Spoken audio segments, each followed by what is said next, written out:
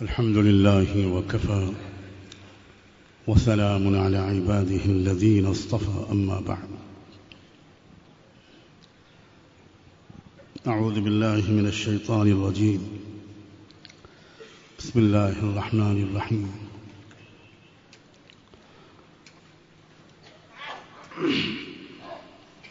وتوبوا إلى الله جميعا أيها المؤمنون لعلكم تفلحون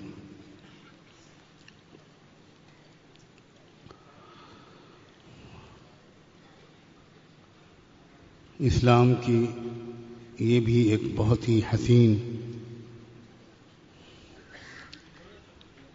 تعلیمات کا ایک حصہ ہے کہ اسلام نے بڑے سے بڑے گنہگار بندے اور بندی کے لیے توبہ کا دروازہ کھلا رکھا ہے۔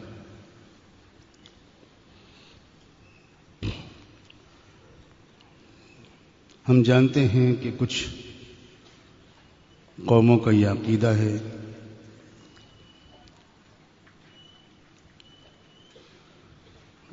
کہ گنہگار کو اگلے جنم میں سزا مل کر رہے، وہ جانور بنا کر پیدا کر دیا جائے گا،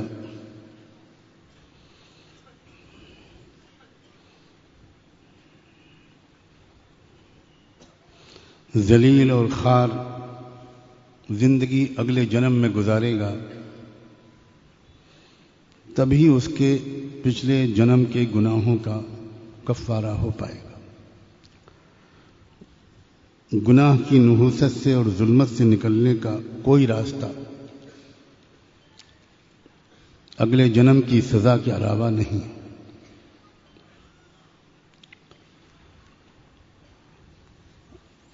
اللہ تعالیٰ نے بار بار قرآن مجید میں ازراء رحمت و شفقت اپنے مومن بندوں اور بندیوں کو پکار کر کہا ہے، بندو اپنی زندگی کو بدل لو، میری طرف واپس آ جاؤ۔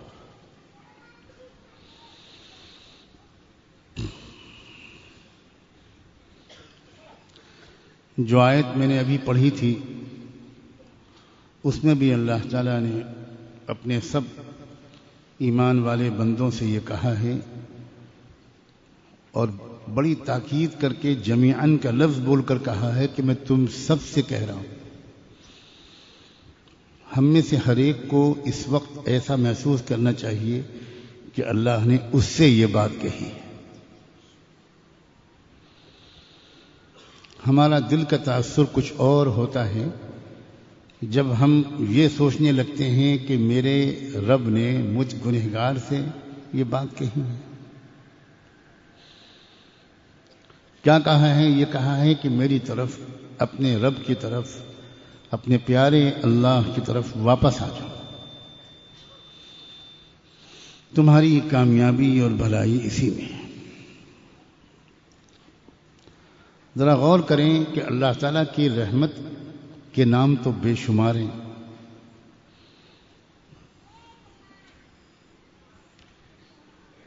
لیکن اللہ تعالیٰ کا عذاب دینے والے رب کے معنی رکھنے والا اللہ کا ایک بھی نام نہیں۔ ہم سمجھتے ہیں کہ قہار اور جبار یہ اللہ تعالیٰ کے اس طرح کے نام ہیں، اصل میں ہم ان کا صحیح مطلب نہیں سمجھ پاتے۔ قہار کہتے ہیں کہ بلند و غالب ذات کو، جس کی مرضی کے خلاف کوئی کچھ نہ کر سکتا ہے نہ کہہ سکتا ہے۔ جبار کہتے ہیں جوڑنے والا۔ عربی میں جبر کے معنی ایک یہ بھی ہوتے ہیں، یا جابر العظم الکثیر، اے ٹوٹی ہڈی کا جوڑنے والا۔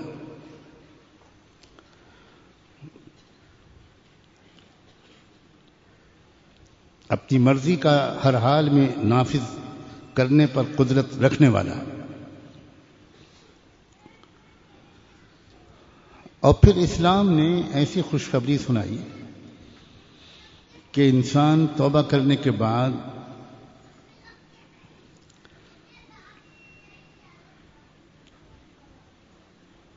زندگی کو بدل لینے کا فیصلہ کر لینے کے بعد اور قدم اٹھا لینے کے بعد یہ سوچ سوچ کر ہلاک نہ ہو کہ میں نے تو بہت دیر سے فیصلہ کیا، اس سے پہلے والے جو میرے گناہ تھے ان کا کیا ہوگا۔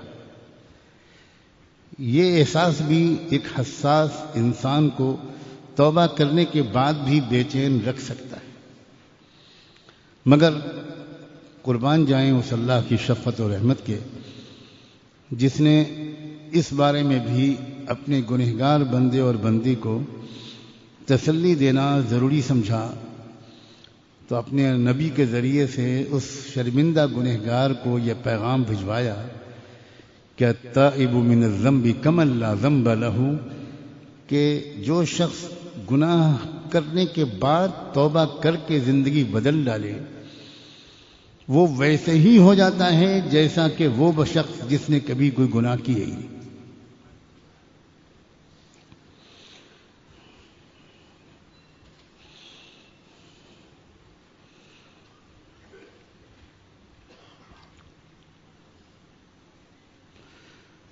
اللہ تعالی ہم بندوں اور بندیوں کی توبہ کے انتظار میں پورا زمانہ گزارتے ہیں۔ اللہ اکبر۔ حدیث میں آتا ہے، صحیح مسلم کی روایت ہے، رحمت دو عالم صلی اللہ علیہ وآلہ وسلم نے فرمایا، ان اللہ تعالی یبسط یدہ باللیل لیتوب مسیء النہار وَيَبْسُطُ يَدَهُ بِالنَّهَارِ لِيَتُوبَ مُسِيءُ اللَّيْلِ حَتَّى تَطْلُعَ الشَّمْسُ مِن مَغْرِبِهَا۔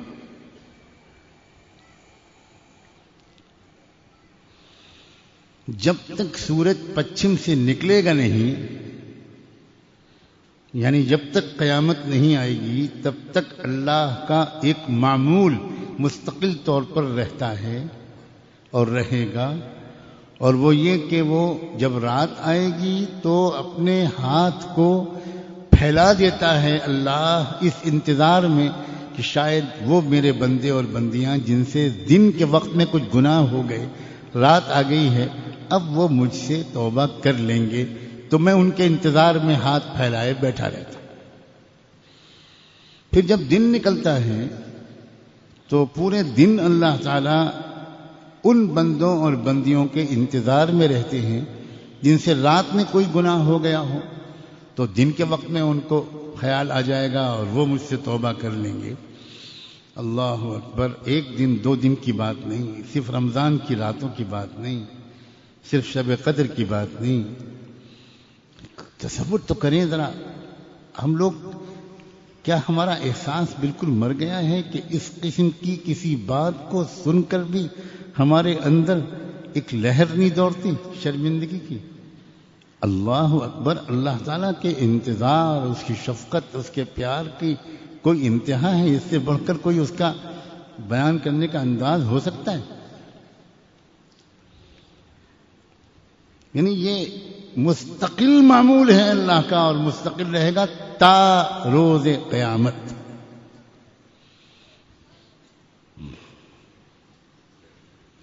اتنا انتظار تو کوئی ماں باپ بھی اپنے نافرمان اولاد کا نہیں کر سکتے۔ 2-4 مہینے، سال 2 سال رو کر یاد کر کے وہ بھی بھلا دیتے۔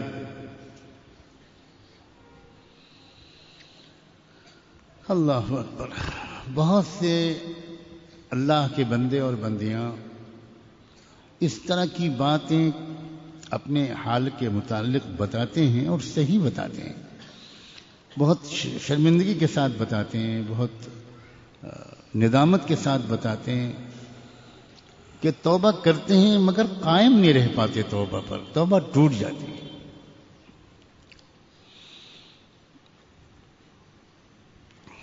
ایک بات تو یہ اچھی طرح سمجھیں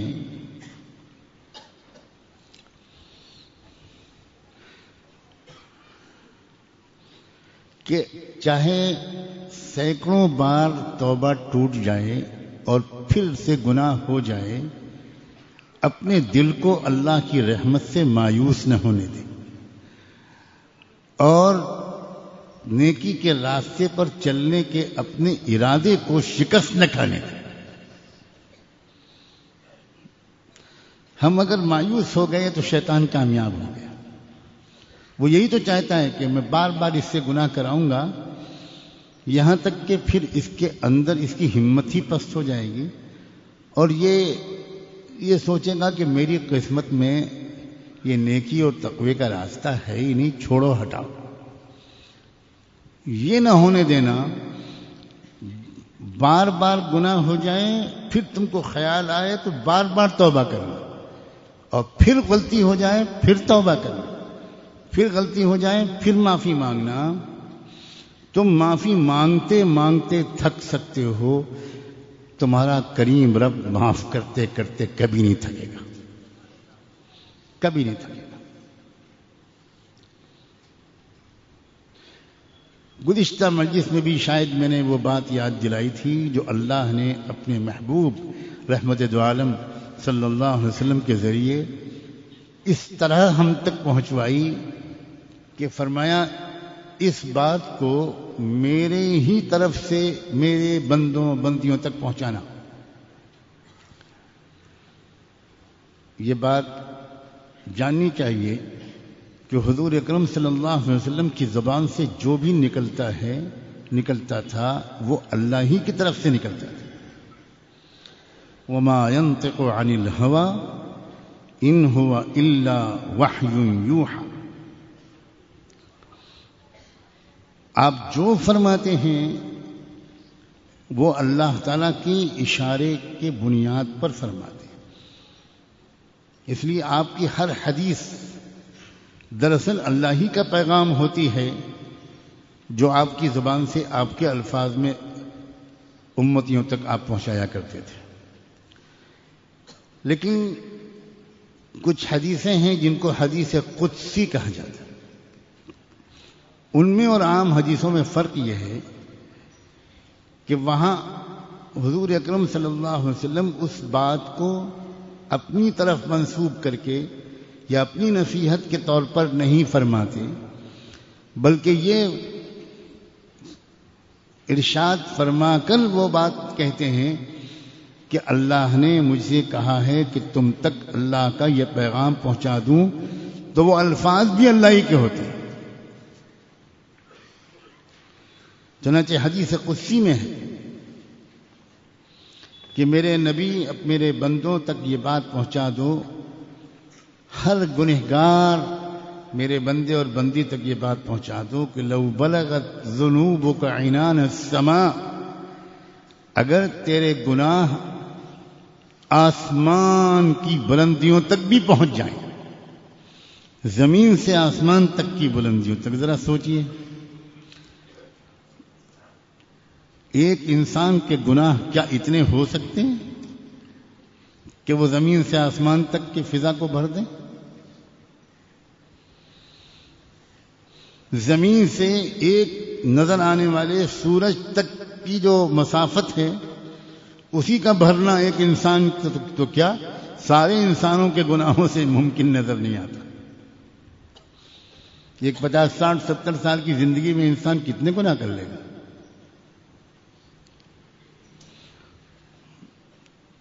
آسمانوں کی بلندیاں تو ساری دنیا کے تمام انسان اور جن مل کر بھی اگر ان کے گناہ بھی ہوں تو بھی آسمانوں تک نہیں پہنچیں گے۔ پھر بھی اللہ تعالیٰ فرما رہے ہیں، اپنے نبی کے ذریعے یہ پیغام بھجوا رہے ہیں کہ اگر تیرے گناہ آسمانوں تک بھی پہنچ جائیں گے، تب بھی جس لمحے تو مجھے یاد کر کے ایک بار یہ کہہ دے گا کہ میرے رب مجھے معاف کر دے، میں شرمندہ ہوں، اب نہیں کروں گا، تو تیری زبان سے جملہ پورا ادا بھی نہیں ہوگا اور تیرا نام گنہگاروں کی فہرست سے میرے حکم سے نکل چکا ہوگا۔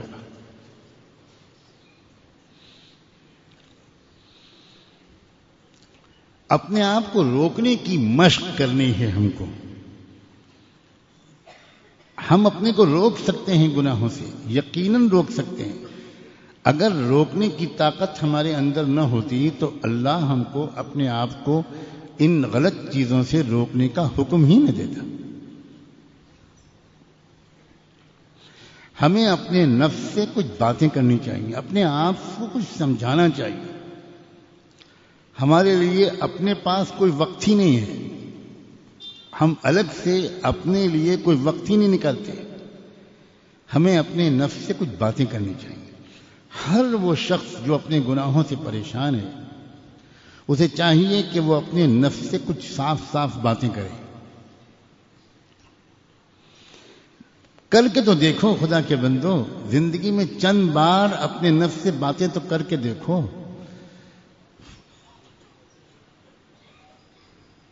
یا نفس تو بھی قبل ان تموت، اے نفس بس اب باز آ جا، اب باز آ جا، اب یہ گناہ کروانا مجھ سے چھوڑ دے۔ میں بھی آج اس بات کا عزم کرتا ہوں کہ تم مجھ سے چاہے جتنا گناہ کروانے کو کہو گے، گناہ کرنے کو کہو گے، میں تیری بات نہیں مانوں گا۔ گناہ کے مواقع سے بچنا چاہیے۔ مختلف حضرات جو ملاقاتوں میں جو اپنے احوال بھیجتے ہیں، احوال بتاتے ہیں، فون پر کہتے ہیں، خط کے ذریعے لکھتے ہیں، یا دل میں چھپائے ہوئے ہوتے ہیں، کہہ نہیں پا رہے، کہنے کا موقع نہیں مل رہا ہے، ان سب کو چاہیے کہ وہ اس مجلس کی گفتگو کو اپنے حال کے سلسلے میں جواب کے طور پر سنیں۔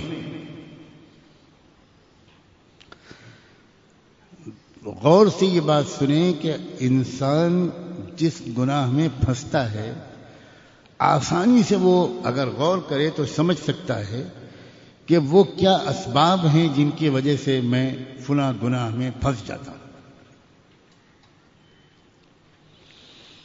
کچھ گناہ وہ ہوتے ہیں، میرے نوجوان عزیز غور سے سنیں، کچھ گناہ وہ ہوتے ہیں جو تنہائی کی وجہ سے انسان جن میں مبتلا ہوتا ہے۔ وہ گناہ دوسروں کے سامنے وہ نہیں کر سکتا، وہ تنہائی ہی میں اس کے اوپر ایسا ایک جنون طاری ہوتا ہے کہ وہ ایسے گناہ کر بیٹھتا ہے جس سے اس کی صحت بھی خراب ہوتی ہے، آگے چل کر زندگی میں اس کو بہت شرمندہ ہونا پڑتا ہے، اس کی شادی شدہ زندگی کامیابی سے نہیں گزر سکتی، وہ بیچارہ اپنی بیوی کو سے آنکھ میں آنکھ ملا کے بات نہیں کر سکتا۔ ایسے گناہ انسان سے تنہائی ہی میں ہوتے ہیں، اور نوجوانوں سے کثرت سے ہو رہے ہیں اس دور میں۔ ایسے لوگوں کو چاہیے کہ وہ ایک بات تو یہ اپنی زندگی کا وظیفہ بنائیں کہ ایسی تنہائی سے اپنے کو بچائیں۔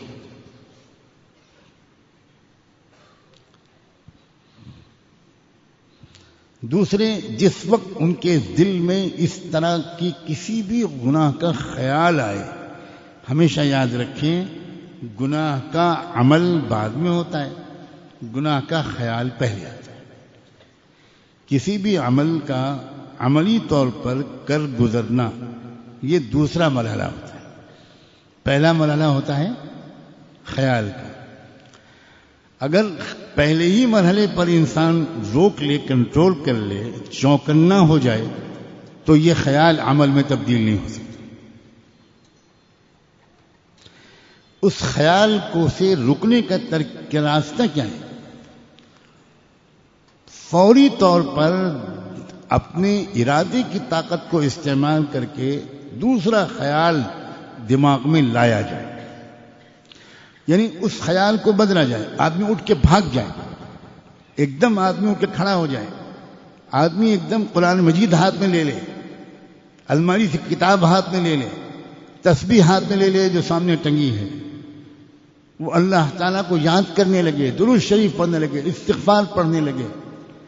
اگر وضو کی حالت میں تھا تو جلدی سے نماز کی نیت باندھ لے، لیکن کچھ نہ کچھ کرے، اسی خیال میں انسان ڈوبا رہے، اسی خیال میں لگا رہے، دیر تک اسی خیال کے بارے میں سوچتا رہے اور پھر یہ تمنا کرے کہ وہ عمل مجھ سے سرزد نہ ہو، یہ انسان کی فطرت کے خلاف ہے۔ خیال عمل میں اپنے کو تبدیل کروا کر رہتا ہے۔ اگر آپ نے اس کو تھوڑی مہلت دے دی تو وہ پھر عمل میں تبدیل کروا کر رہتا ہے۔ وہ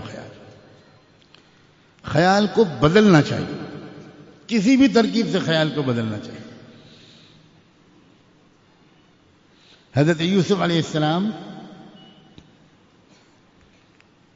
کو بھی خیال آیا تھا، ایسا نہیں ہے کہ ان کو خیال نہیں آیا تھا، اور انسان ایسا ہو ہی نہیں سکتا کہ اس کو خیال نہ آئے، لیکن یوسف علیہ السلام نے فوری طور پر فوراً اپنے خیال کو منتقل کیا اللہ کی پکڑ کی طرف، اللہ کی قدرت اور رحمت کی طرف، اور معاذ اللہ کہتے ہوئے بھاگے۔ یعنی انسان اپنی حالت کو بدلے، اپنی حیت کو بدلے، لیٹا ہوا ہے تو بیٹھ جائیں، بیٹھا ہوا ہے کھڑا ہو جائیں، بھاگے، نکلے باہر، اپنی جگہ بدلے، پوزیشن بدلے، مقام بدلے۔ ظاہری حیت بدلنے سے خیال کے بدلنے میں مدد ملتی ہے۔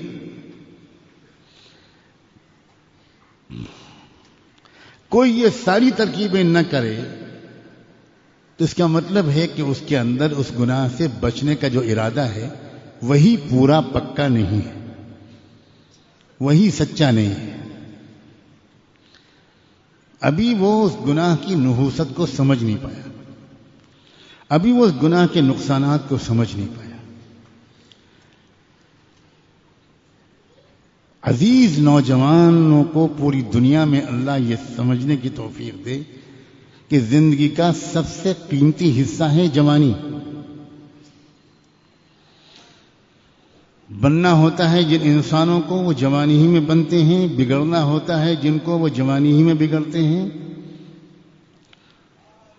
اگر یہ حصہ زندگی کا، اسی میں وہ صحت ہوتی ہے، اسی میں وہ قوت ہوتی ہے کہ انسان اس میں زیادہ سے زیادہ نیک اعمال کر سکتا ہے۔ بڑھاپے کی معذوریاں، مجبوریاں یہ تو تبھی معلوم ہوتی ہیں انسان کو جب خود بڑھاپا اس کے اوپر حاوی ہو جاتا ہے۔ اب اگر اس عمر کے اس منزل کو انسان نے گزار دیا ان گناہوں میں، تو سوائے اس کے کہ اس نے اپنے آپ کو ایک دیمک لگوا لی اور اس نے اپنی صحت کو بھی تباہ کیا، چہرے کا نور بھی ختم ہو گیا، دماغ کی یادداشت بھی ختم ہو گئی، فیصلہ کرنے کی طاقت بھی جاتی رہی، صحیح غلط میں فرق کرنے کی استعداد بھی کمزور پڑ جاتی ہے، تو اپنے نفس کو سمجھائیں اور اس معاملے میں یعنی ترک معاصی کے معاملے میں، گناہوں کے چھوڑنے کے معاملے میں سنجیدہ بنے۔ یہ جملہ حساس آدمی کے لیے بہت کافی ہے۔ جو انسان یہ کہتا ہے کہ مجھ سے گناہ چھوٹتے نہیں، شاید اس نے اپنے گناہوں کے چھوڑنے کا سچا ارادہ ہی نہیں کیا۔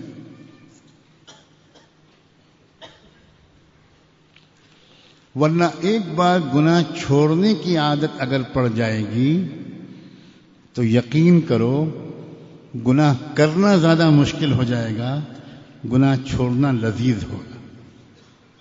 چکھ کے تو دیکھو، گناہوں کی لذت تو بہت دیکھ لی، اب تقوی کی لذت کو بھی آزما کر دیکھو۔ اب گناہوں سے پاک صاف زندگی کا جو سرور اور مزہ ہے اس کو بھی چکھ کر دیکھو، اس کے ذائقے کو بھی چکھ کر دیکھو۔ اس کے ذائقے کے چکھنے کے بعد گناہوں کے جھوٹے ذائقے کی طرف آنکھ اٹھا کر دیکھنے کا بھی دل نہیں چاہے گا۔ بہت سے گناہ وہ ہوتے ہیں جو دوستوں کی وجہ سے ہوتے ہیں۔ میں نے کہا تھا کچھ گناہ تنہائی بھی ہوتے ہیں، کچھ گناہ دوست احباب کی مجلس میں بیٹھ کر ہوتے ہیں۔ اے لوگوں، اپنی عقل سے کام کرو، کس کو ہم دوست بنائیں، کون دوست بنانے کے لائق ہے، اس کو بھی کبھی سوچا؟ جتنے دوست احباب اکثر آج کل ہوتے ہیں، یہ وہ ہوتے ہیں کہ جن کو انسان نے سوچے سمجھے بغیر دوست بنائے.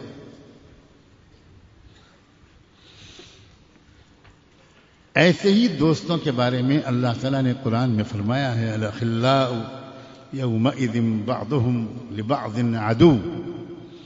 آج جو بہت جگری دوست نظر آ رہے ہیں یہ کل قیامت کے دن ایک دوسرے کے سخت دشمن ہوں گے.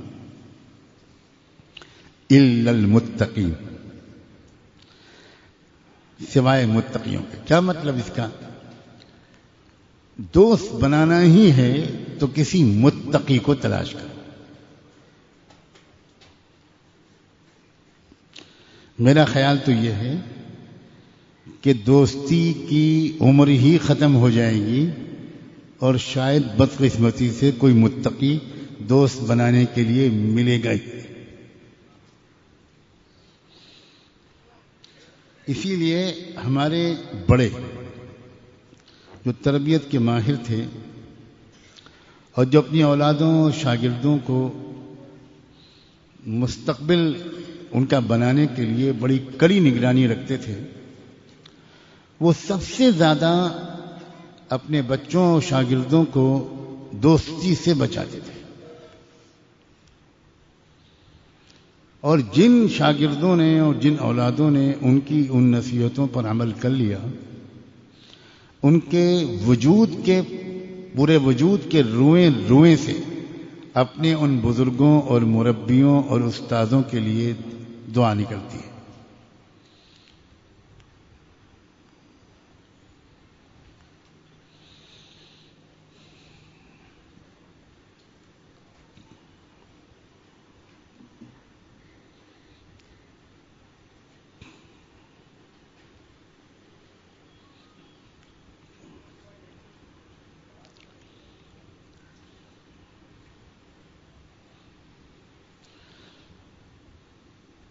بعض والدین ایسے ہوتے ہیں سمجھدار، وہ یہ جانتے ہیں کہ بچپن کی عمر ایسی ہوتی ہے کہ دوستی کی شدید خواہش بھی ہوتی ہے. دوستوں کے دھوکے بازی کے تجربوں سے پہلے ایک جنون ہوتا ہے ایک عمر میں دوستی کا.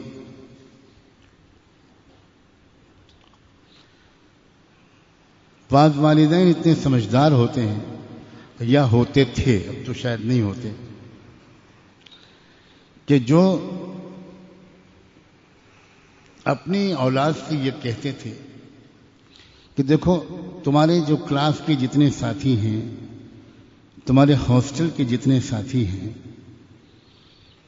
ان سب کو بلاؤ، سب کی دعوت کرو، اور ایک بار دو بار تین بار بلاؤ. ہم ان سب تمہارے دوستوں کو دیکھیں گے. 1 گھنٹہ 2 گھنٹہ جو گزرے گا ان کا، اس میں اچھی طرح سب کو دیکھیں گے اور ایک اندازہ لگانے کی کوشش کریں گے کہ تمہارے ان تمام ساتھیوں میں کوئی ایک ہے جو دوست بنانے کے لائق ہے. اس کے بعد ہم جس کو چنیں گے اسی کو دوست بنانا. بس اولاد سعادت مند، ماں باپ سمجھدار، بچوں کو جمع کیا، دیکھا، اچھی طرح نظر ڈالی، کھانا کھاتے ہوئے، باتیں کرتے ہوئے، بولتے ہوئے، کھیلتے ہوئے، ہنستے ہوئے، نماز پڑھتے ہوئے، اس میں ایک اندازہ کیا کہ یہ بچہ لگتا ہے اس لائق کہ تم اس سے ذرا دوستی کر سکتے ہو. انشاءاللہ یہ گناہوں میں تم کو نہیں پھنسائے گا. مشکل یہ ہو گئی ہے کہ والدین کو خود ان باتوں کا شعور نہیں رہے، سمجھ نہیں رہ گئی، عقل نہیں رہ گئی، سلیقہ نہیں رہ گیا ان نزاکتوں کا کہ کس عمر سے بچے کی سخت نگرانی کی ضرورت ہے، کس ابتدائی عمر سے بچے کے اندر بچہ غلط قسم کے لڑکے کو، بچی غلط قسم کی لڑکی کو سہیلی یا دوست بنا لیتے ہیں اور پھر اس کے بعد بہت نقصان ہوتا ہے. ہمارے حضرت فرمایا کرتے ہیں، نوجوانوں نگاہ ڈالو اپنے دوستوں پر اور ان کے لیے دعا کرتے ہوئے سب کو چھوڑ دو، اللہ کو دوست بنا لو، اللہ کو دوست بنا لو. گناہوں سے بچنے کے لیے ایک تیسری چیز بہت مفید ہے اور وہ ہے نفلی روزوں کی کثرت. بلا شبہ نفلی روزے کثرت سے رکھنا یہ گناہوں سے حفاظت کا بہت بڑا سبب ہے. انسان کو چاہیے کہ وہ گناہوں کے انجام کے بارے میں سوچا کرے، لکھ لے گناہوں کے کچھ یقینی برے انجام اور ان کو پڑھا کرے، ان پر غور کیا کرے. گناہ کے نتیجے میں ذلت مل کر رہتی ہے. لازمی طور پر انسان کہاں سے اس کو ذلت پہنچے گی یہ نہیں کہہ سکتے. کیا سبب بنے گا؟ اپنی دوستوں میں، اپنی سوسائٹی میں، اپنے معاشرے میں، اپنے گھر میں، اپنے خاندان میں رسوائی اور ذلت کا سبب کیا واقعہ بنے گا یہ نہیں کہا جا سکتا. وہ تو بہانہ بنتا ہے واقعہ. اصل سبب ہوتا ہے اس کی گنہگاری، اس کی وجہ سے ذلت مل کر رہتی ہے. دوسرا نتیجہ گناہوں کا ہوتا ہے چہروں کی رونق ختم ہو جاتی. اللہ رحم فرمائے، کسی پر نظر پڑتے ہی ایک بات کا احساس ہو جاتا ہے اکثر کہ شاید یہ اللہ کا بندہ پھر پھنس گیا گناہ. بدل گیا تھا اس کا چہرہ، بدلنے لگا تھا اس کا چہرہ، اس کے چہرے پر نور آنے لگا تھا، ایک رونق آنے لگی تھی، لیکن اب تو یہ اتنے دن کے بعد جو نظر پڑتی ہے تو صاف محسوس ہو رہا ہے کہ یہ تو کچھ اور ہو گیا. دل میں انسان کی نظر پڑتی ہے، وہ انسان چپ کے دعا مانگتا ہے کہ اللہ کرے میرا خیال غلط ہو،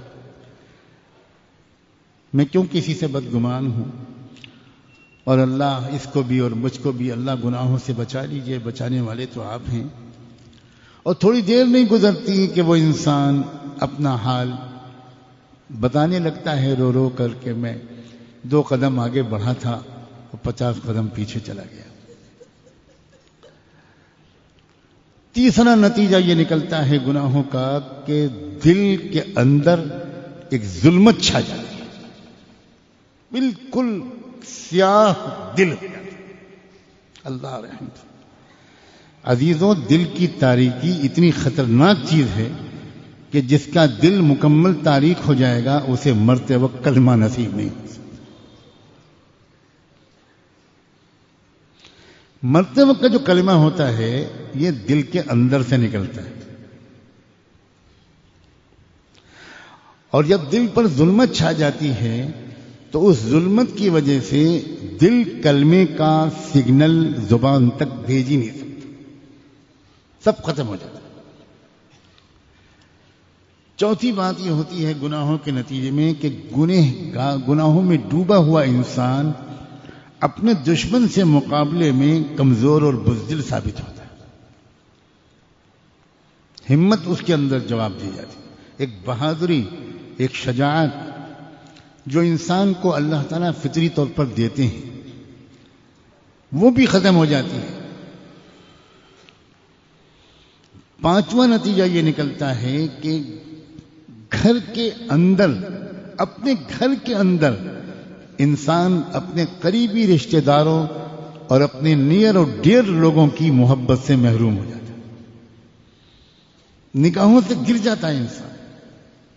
کیا ہو جاتا ہے اللہ جانے، کیا سبب بنتا ہے؟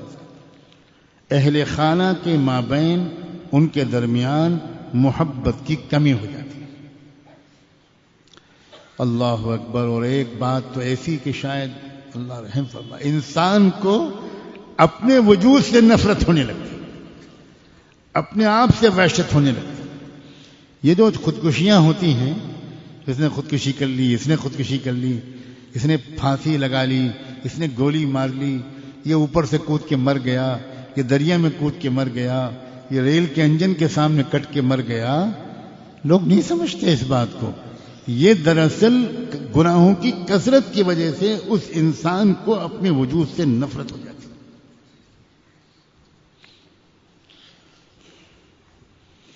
اور آخری بات، بندے اور اس کے رب کے درمیان ایک زبردست پردہ پڑ جاتا ہے. حجاب حجاب حجاب. اگر رب کے بندے کے درمیان پردہ نہ پڑے تو کسی بھی لمحے یہ بندہ رب کے قدموں سے واپس آ کے لپٹ جائے گا. لیکن اگر رب کے اور بندے کے درمیان پردہ پڑ گیا تو اب بہت مشکل ہے، بہت مشکل. آٹھویں بات، انسان کے دل میں ایسی حسرتیں اور تمنائیں پیدا ہونے لگتی ہیں جن کے دنیا میں پورا ہونے کا کوئی سوال نہیں پیدا. کاش یہ ہوتا، میرے پاس نئی کار ہوتی، ایک نئی بلڈنگ ہوتی، اتنا پیسہ ہوتا، یہ ہو جاتا، میں جلدی سے مالدار ہو جاتا اور میں بہت بڑا بلڈر بن جاتا، اور میری پاس وہ والی گھڑی ہوتی، اور میرے پاس یہ ہوتا، میرے پاس وہ ہوتا. یہ جو حسرتیں ہیں نا، یہ انسان کو چین و سکون سے محروم کر دیتی. چین و سکون والا وہ انسان نہیں ہوتا جس میں بہت تمنائیں ہوں. چین و سکون والا وہ انسان ہوتا ہے جس میں قناعت ہوتی. ایک غریب انسان مزدوری کر کے آیا، جھوپڑی میں اپنی جھوپڑ پٹی میں داخل ہوا. اس کی انتہائی وفادار پاک دامن بیوی کام کر کے نہا دھو کر وہی پرانے کپڑے مگر دھلے ہوئے کپڑے وہ پہن کر اپنے شوہر کے انتظار میں ہے، مسکراتے ہوئے استقبال کرتی ہے. جلدی سے اپنے دوپٹے سے اس کی پیشانی کا پسینہ پوچھتی ہے، پانی لا کے دیتی ہے اور کہتی ہے کہ آپ نماز پہلے پڑھیں گے، کھانا پہلے کھائیں گے. تو وہ اس انسان کو جب ایسا ماحول ملتا ہے، کھانا سامنے، ایک سبزی بنی ہوئی ہے، ایک روٹی ہے، اور مزے لے کے کھا رہا ہے، واہ واہ اللہ تعالیٰ کتنا مہربان ہے، کیا کریم ہے اللہ. بیوی کے منہ میں لقمہ بھی رکھ رہا ہے اور کہہ رہا ہے کہ لاکھوں لوگ اس وقت وہ ہوں گے جن کو رات کا کھانا نہیں ملا ہوگا. ہم اور تم کتنے خوش نصیب ہیں کہ اللہ میاں ہم کو کھلا بھی رہے ہیں. تم جیسی بیوی مجھے ملی ہے. اور وہ اپنی آنکھوں سے آنسوؤں کو چھپانے کی کوشش میں کرتی ہوئی، اور مجھ سے بڑھ کر کوئی خوش نصیب عورت ہے جسے آپ جیسا شوہر ملا ہے. اتنی حلال کمائی کما کر آپ لاتے ہیں، کتنی سخت گرمی میں آپ مزدوری کر کے آئے، ایک لقمہ آپ نے مجھے آج تک حرام کا نہیں کھلایا، میں کتنی خوش نصیب ہوں. اور اللہ میاں دیکھیے یہ پلیٹیں بھی دی ہیں، گلاس بھی دیا ہے، ماشاءاللہ کھانا پکانے کے لیے برتن بھی ہیں، ہمارے پاس چارپائی بھی ہے، چادر بھی ہے. ایک یہ زندگی ہے، ایک یہ لوگ ہیں. آپ بتاؤ یہ غریب زیادہ چین سکون میں ہوگا یا وہ مالدار جس کے پاس سب کچھ ہے مگر اس کو اور مزید فلاں چیزوں کی تمنا ہے؟ تو بتاؤ اس کے دل میں چین ہوگا کہ اس غریب کے دل میں چین ہوگا؟ سکون اور اطمینان کا سرچشمہ چیزوں کی بہتات نہیں ہوتی، سکون و اطمینان کا تعلق قناعت سے. گناہوں کی کثرت کی وجہ سے یہ قناعت کی نعمت اور دولت چھین لی جاتی، بالکل چھین لی. اب تڑپتے رہو، یہ بھی نہیں ہے وہ بھی نہیں ہے. بیوی کہتی ہے کہ کیا مصیبت ہے، میری کہاں شادی ہو گئی، 12 بجے 1 بجے 2 بجے رات کو آتے ہیں، تھکے ہوئے آتے ہیں، موڈ خراب ہوتا ہے، سیدھے منہ بات نہیں کرتے. عجیب ایسی زندگی ہے، یہ کوئی زندگی؟ نہ رات کی نیند پوری ہوتی ہے، نہ کچھ، عجیب تماشا ہے بالکل. کمرے 10 ہیں، ہر کمرے میں ایئر کنڈیشن ہے، سب کچھ ہے بلا سے، مگر مجھے شوہر کا مسکراتا ہوا چہرہ چاہیے. وہ کہاں ہے؟ آئے بھی ہیں، بیٹھے بھی ہیں، کھانا بھی سامنے لگا ہوا ہے، مگر دو موبائل سے بات چیت جاری ہے. اب وہ بیوی بیٹھی دیکھ رہی ہے، ٹیلی فون ایکسچینج کی جیسے کوئی ملازمہ ہے کہ جناب کو فرصت ملے، اس موبائل سے اور اس موبائل سے وہ مال پہنچ گیا، آ گیا، اور ڈیلیوری ہو گئی کہ نہیں ہو گئی، اب وہ کیا ہوا، وکیل صاحب سے ملاقات ہوئی، کل ڈیٹ ہے انکم ٹیکس کی، اب وہ بیوی بیٹھی سامنے دیکھ رہی. لاہور ذرا پہنچ، اس سے تو اچھا تھا کہ مجھے کسی ان پڑھ کسان کے ساتھ میری شادی کر دی. یہ پاگلوں کا زمانہ ہے کیا؟ کیا اس زمانے میں چند سمجھدار لوگ تو وہ ہیں جو شاید پاگل خانے میں رہتے ہیں، باقی سب پاگل ہیں؟ چین و سکون سے محروم ہے دنیا.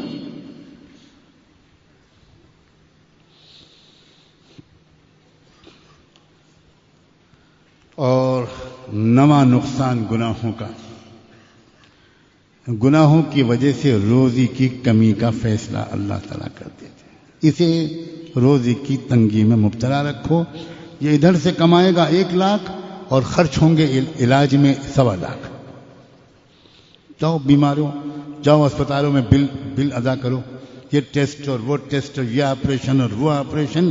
لوگ سمجھ نہیں پا رہے ان باتوں کو کہ یہ بیماریاں اور ان بیماریوں کا یہ طریقہ علاج اور ایسے بے رحم لالچی جاہل ڈاکٹر، یہ سب گناہوں کا نتیجہ ہے. بڑی سے بڑی بیماریوں کو اللہ تعالیٰ معمولی علاج سے دور کر دیا کرتے ہیں اگر وہ بیماریاں گناہوں کی سزا کے طور پر انسانوں کو نہ ملی ہوں. ورنہ چھوٹی سی چھوٹی بیماری میں انسان زندگی بھر کی کمائی کو کھو دیتا ہے اور وہ یہ سمجھ نہیں پاتا کہ یہ میرے گناہوں کی سزا ہے.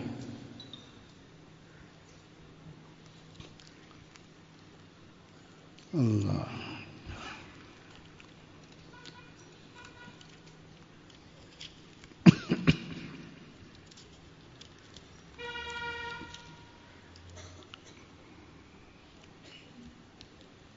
گناہوں کی کثرت کے نتیجے میں انسان کا جو روب ہوتا ہے اتنے چھوٹوں پر، اپنے ماتحتوں پر وہ روب اٹھ جاتا ہے.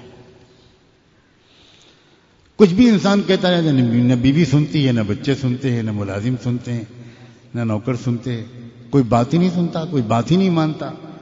یہ جو انسان کی بے وزنی ہوتی ہے، بے حیثیتی ہوتی ہے کہ اس کا کوئی وزن ہی نہیں رہتا، اس کا کوئی روب ہی نہیں رہتا اپنے گھر والوں پر، اپنے چھوٹوں پر، ماتحتوں پر. اس بات کو بھی لوگ نہیں سمجھ پاتے، یہ بھی گناہوں کی وجہ سے ہوتا ہے. اگر گناہوں سے پاک صاف زندگی ہو تو چاروں طرف کے لوگ ہمتن انتظار میں رہتے ہیں کہ ہمیں کوئی اشارہ ملے اور ہم عمل کریں. بیوی بچے سب بالکل مزاج اور منشا کو سمجھ کر اس کے مطابق زندگی گزارنے کی کوشش کرتے ہیں. ہر طرف سے انسان کو چین راحت ملتی ہے. یہ بھی گناہوں کے نتیجے میں ہوتا ہے. اور عجیب بات ہے، کوئی کر کے دیکھے، میں تو اکثر یہ ترکیبیں بتانے کی کوشش کرتا ہوں. آپ 1 مہینہ 100% گناہوں سے بچ کر گزار لو. 1 مہینہ. لوگ ہفتہ مناتے ہیں، آج کل کا طریقہ ہے. کوئی ڈے مناتا ہے، کوئی ٹریفک ویک مناتی ہیں سرکاریں کہ یہ ہفتہ ٹریفک کا ہے، تو ہر طرف ٹریفک کے قاعدے قانون بتائے جاتے ہیں. ہر چوراہے پر لاؤڈ سپیکر لگے ہوتے ہیں اور ٹریفک کے رولز اینڈ ریگولیشنز کا، ان کے ضابطوں کا اعلان کیا جاتا ہے. کبھی صحت کا ہفتہ منایا جاتا ہے، کسی خاص بیماری سے حفاظت کا ہفتہ منایا جاتا ہے. تو 1 مہینہ گناہوں سے بچنے کا منانا، اور پھر دیکھو اس 1 مہینے کے اندر اپنے گھر کے ماحول میں تبدیلی. ایک گناہ کا اثر پڑ جاتا ہے، 1 مہینہ تو بہت دور کی بات ہے. آپ کئی بار سن چکے ہوں گے رحمت دو عالم صلی اللہ علیہ وسلم کے صحابی خادم خاص جو 10 سال کی عمر سے حضور کے ساتھ خدمت میں لگے 24 گھنٹے. خود اپنا واقعہ خود سناتے ہیں کہ ایک بار میں گھر سے نکلا اور میرے خادم نے میرا گھوڑا بالکل تیار کر لیا تھا. مجھے گھوڑے پر سوار ہو کر کہیں جانا تھا. میں آیا اور گھوڑے پر سوار جیسے ہی ہونے لگا گھوڑا بدک گیا. میں حیران ہو گیا کہ یہ گھوڑا روز میں پر سوار ہوتا ہوں, میں اس کو پہچانتا ہوں, وہ مجھے پہچانتا ہے, میں اس کو چاہتا ہوں, وہ مجھے چاہتا ہے, کبھی یہ تکلیف نہیں ہوئی, آج کیا معاملہ ہوا؟ تو میں نے اپنے خادم کے حوالے پھر سے گھوڑے کو کیا اور میں پھر گھر کے اندر آیا اور میں نے 2 رکعت نماز صلاۃ التوبہ پڑھی اور اللہ سے معافی مانگی, استغفار کیا. اور میں یقین کے ساتھ میں نے اللہ سے معافی مانگی کہ یقیناً مجھ سے کوئی گناہ ہوا ہے جس کی وجہ سے گھوڑا میرا کہنا نہیں مان رہا. استغفار کے بعد پھر میں واپس آیا اور اب دوبارہ میں نے گھوڑے پر سوار ہونے کی کوشش کی. گھوڑے نے بہت آسانی کے ساتھ روز کی طرح مجھے سوار کر لیا, کوئی دقت نہیں پیش آئی. حضرت انس نے اپنا یہ تجربہ میری اور آپ کی اصلاح کے لیے بیان کیا. وہ کوئی اپنی نیکی کی دھاک نہیں بٹھانا چاہتے تھے. اگر ایک گھوڑا بدک سکتا ہے گناہ کی وجہ سے تو ہمارے اپنے بچے, ہمارے اپنے شاگرد, ہمارے اپنے چھوٹے وہ گناہوں کی وجہ سے بدک نہیں سکتے. یہ جو آج کل ہر جگہ پریشانی ہے, ہر بڑا محسوس کر رہا ہے کہ چھوٹے اس کی بات نہیں مانتے, چھوٹوں میں بغاوت ہے. اور بات یہاں تک پہنچ گئی ہے کہ ماں باپ اپنے بچوں کو نصیحت کرتے ہوئے ڈرتے ہیں کہ اگر میں نے کچھ زیادہ سمجھایا تو بڑھاپے میں میری عزت ہی جاتی رہے گی.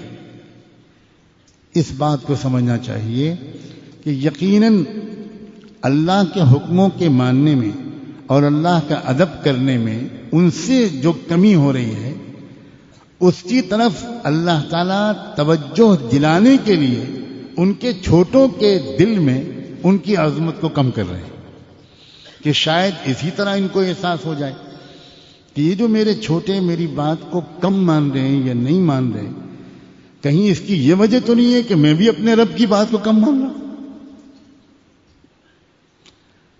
اور یہ سوچ کر انسان جب اپنے رب کی اطاعت کو مکمل کرنے لگتا ہے تو دیکھتا ہے, جلد ہی دیکھے گا وہ کہ اس کے گھر کا, اس کے چھوٹوں کا بھی رویہ بدل رہا ہے.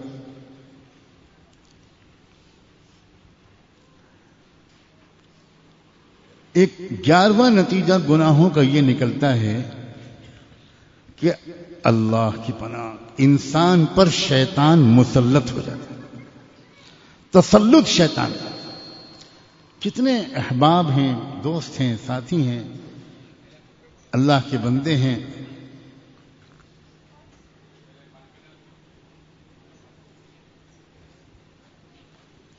وہ اپنا حال کچھ اس طرح کا بیان کرتے ہیں اپنے بڑوں سے کہ ہر وقت گناہوں کا خیال رہتا ہے, غصہ رہتا ہے, مزاج پہ زبان پہ گالیاں رہتی ہیں, موڈ خراب رہتا ہے, نماز کے اندر بھی گندے خیالات ہیں, نماز پڑھنے کا دل ہی نہیں چاہتا, نمازیں قضا ہو جاتی ہیں, نماز آگے پیچھے ہو جاتی ہے اور کاروبار بھی نہیں چل پا رہا ہے, کیا ہو گیا؟ یہ جو بات وہ اس طرح کے احوال کہتے ہیں,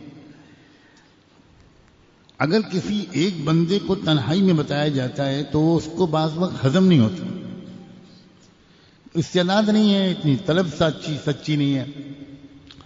اس لیے کبھی کبھی ان چیزوں کو مجموع میں بیان کیا جاتا ہے تاکہ جس کا یہ حال ہو وہ یہ سمجھے کہ یہ بات مجھ سے کہی جا رہی ہے, میرے بارے میں کہی جا رہی ہے.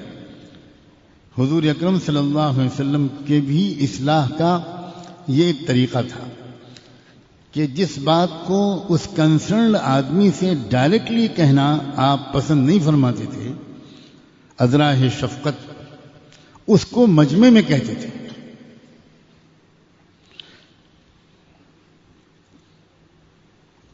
جس شخص کا بھی یہ حال ہو اس کو سمجھنا چاہیے کہ جو وہ بتاتا ہے اس قسم کے حالات جو جس کا میں نے ابھی تذکرہ کیا، یہ علامت ہے اس بات کی کہ دراصل اب مسئلہ وقتی طور پر گناہوں کے جذبے کا اس انسان کے دل میں ڈالنے سے بات بہت آگے بڑھ چکی ہے، اور اب جو بات پہنچ چکی ہے وہ یہ کہ شیطان اس انسان کے وجود کے اندر داخل ہو گیا، مسلط ہو گیا ہے شیطان۔ اور ایسا نہیں ہے کہ یہ صورت بھی لا علاج ہے، ایسا نہیں، بالکل نہیں، ہرگز نہیں کہ اگر خدا نہ خواستہ کوئی اس اسٹیج تک پہنچ چکا ہے تو وہ سمجھے کہ بس اب تو ختم، اب تو شیطان میرے، نہ بالکل نہیں، قطعاً نہیں۔ لیکن یہ اس کو سمجھنا چاہیے کہ اس کا مرض ہے کیا، مسئلہ ہے کیا۔ اور ظاہر ہے کہ جب بیماری سنگین ہوتی ہے تو علاج بھی پھر اس کو لمبا کرنا پڑتا ہے، پھر اس کو اسپتال میں داخل ہونا پڑتا ہے، پھر اس کو یعنی زیادہ محنت کرنی پڑتی ہے، زیادہ پرہیز کرنا پڑتا ہے۔ اس لیے ایسے بندے کو کچھ دن کے لیے تو اپنے ماحول کو چھوڑنا ہی پڑے گا، اور ماحول کو چھوڑ کر 24 گھنٹے ہدایات کے مطابق کسی اچھے ماحول میں گزارنا ہی پڑے گا۔ اس کو جو بھی اس کے حال کے مطابق بتایا جائے، کسی کو کہا جائے گا کہ تم روزانہ سورہ بقرہ ایک بار ضرور پڑھو، کسی کو کچھ بتایا جائے گا، کسی کو کچھ بتایا جائے گا، اور اس کی نگرانی کی جائے گی، دیکھا جائے گا کہ شیطان کا وجود اس کے اندر سے نکلنا شروع ہوا کہ نہیں۔ اور ایک وقت آئے گا، کسی کو جلدی بھی آ سکتا ہے، کسی کو زیادہ وقت لگ سکتا ہے، جبکہ شیطان کے وجود سے اس کے وجود کو بالکل نجات مل جائے گی۔ اب آئندہ کے لیے اس کو حفاظت کی تدبیریں بتائی جائیں گی کہ اب دوبارہ ایسا نہ ہو۔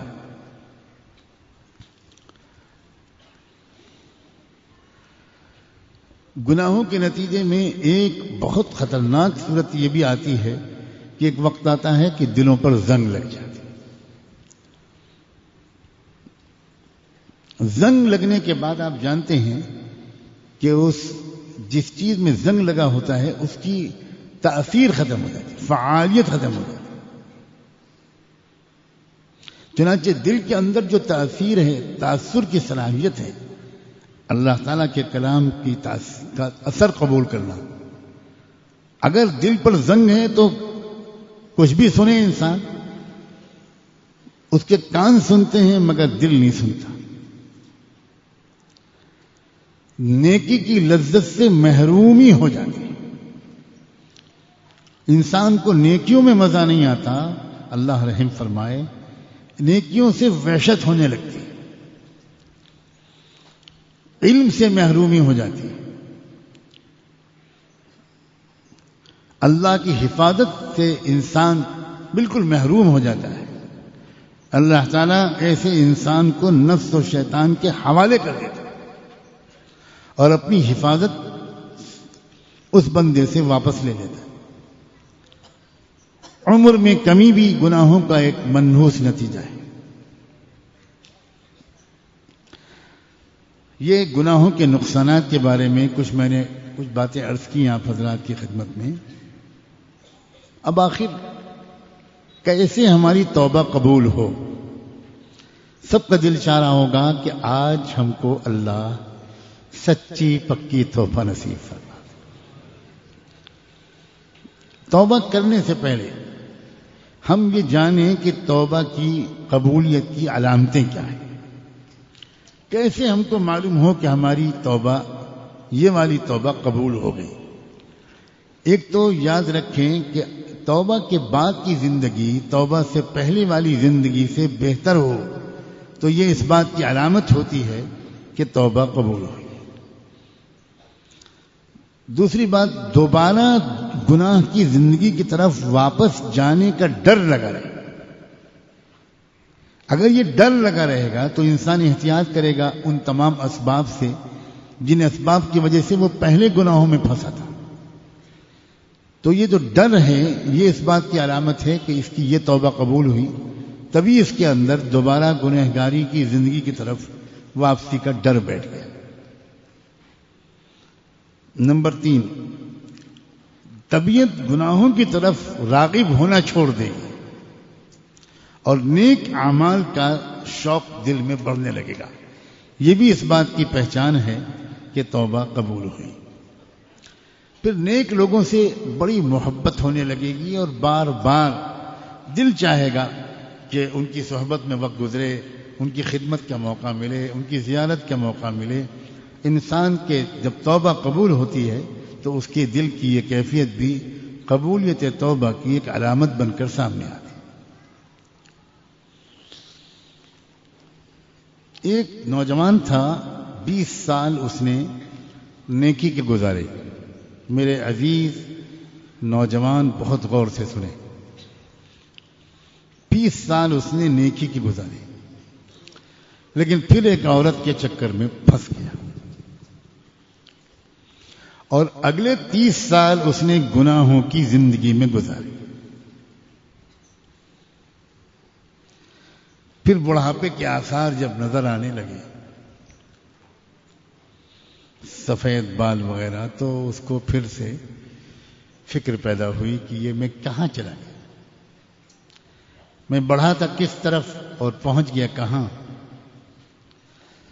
تو پھر اب اس نے اپنے اللہ کی طرف واپسی کی اور اللہ تعالیٰ سے اس نے اب اپنے دل کی باتیں کہنی شروع کی۔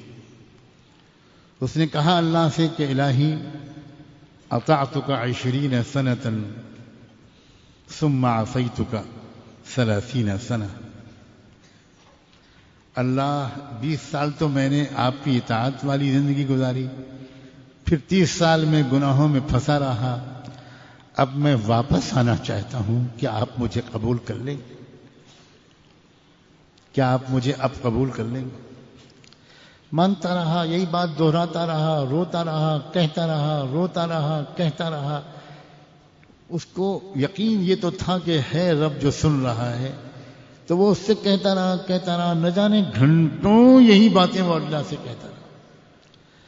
اچانک اس کو ایک آواز سنائی پڑی، اس نے توجہ کی اور سننے کی کوشش کی، سمجھنے کی کوشش کی کہ یہ آواز کیا ہے، یہ کوئی کیا کہہ رہا ہے۔ تو اس کو جو پیغام سننے کو ملا وہ پیغام یہ تھا، عبدی احببتنا فاحببناک، میرے بندے تو نے مجھ سے دوستی کی تھی، ہم نے بھی تو اس کو اپنا دوست بنا لیا تھا، ہم بھی تمہارے دوست بن گئے تھے، پھر تم روٹھ گئے تو میں نے بھی توجہ ہٹا لی، لیکن انتظار میں رہا میں۔ اللہ اکبر، اللہ اکبر، کیا ہمارا یہ حال نہیں ہے؟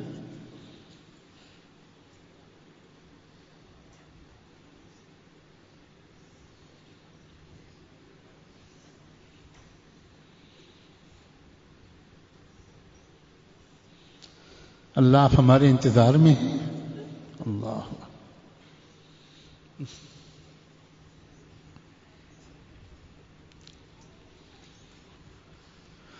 اور پھر تو گناہ پہ گناہ کرتا رہا، پھر بھی میں روٹھا نہیں، میں تو اس سے مایوس نہیں ہوا، میں انتظار ہی میں بیٹھا ہوں۔ اور آج تو واپسی کی بات کر رہا ہے، سن، ہم نے تجھ کو قبول کر لیا، تو آجا واپس۔ فَإِن رَجَعْنَا إِلَيْكَ قَبِلْنَاكَ فَإِن رَجَعْتَ إِلَيْنَا قَبِلْنَاكَ۔ ایک حدیث قدسی کا مضمون ہے، وَيْحَ ابْنِ آدم، کیا ہو گیا ہے آدم کے بیٹے کو، یذنب الذنب ثم یستغفرنی فاغفر له، گناہ کرتا ہے پھر اس کو مجھے یاد آتی ہے، مجھ سے معافی مانگتا ہے، میں معاف کر دیتا ہوں، پھر اس کے بعد گناہ کرنے لگتا ہے، ثم یذنب الذنب فیستغفرنی فاغفر له، پھر گناہ کرتا ہے مگر پھر اس کو میری یاد آتی ہے، پھر معافی مانگتا ہے۔ پھر میں اس کو معاف کر دیتا ہوں. وہی ابن آدم، ابن آدم کو، آدم کی اولاد کو کیا ہوا ہے؟ لا هو يترك الذنب من مخافتي ولا ييأس من مغفرتي. نہ تو وہ میرے خوف کی وجہ سے گناہوں کو ہمیشہ کے لیے چھوڑ پاتا ہے اور نہ وہ میری مغفرت سے مایوس ہوتا ہے. امید بھی ہے اس کو مجھ سے، اس لیے گناہ کے بعد پھر معافی مانگ لیتا ہے. سنو فرشتو، اشہدکم یا ملائکتی انی قد غفرت لہ. اے فرشتوں گواہ رہنا، میں نے اپنے ایسے سب بندوں کو معاف کر دیا.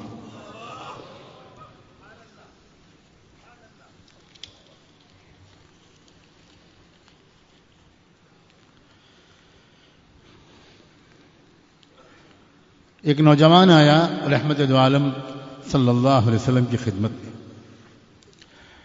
اور آ کر دہاڑے مار کے روتے ہوئے چیخ چیخ کر کہنے لگا، واہ ذنوبا واہ ذنوبا واہ ذنوبا واہ ذنوبا، ہائے میرے گناہ، ہائے میرے گناہ، میں ہلاک ہو گیا.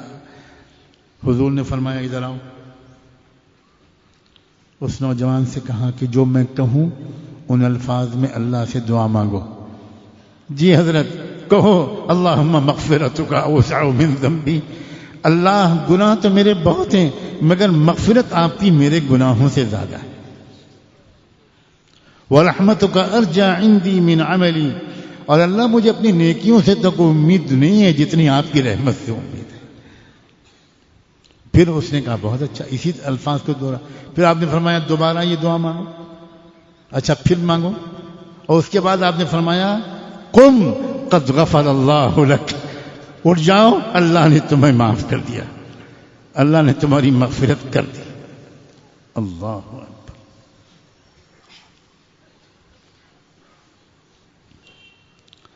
حضرت موسیٰ علیہ السلام نے اللہ سے پوچھا، اللہ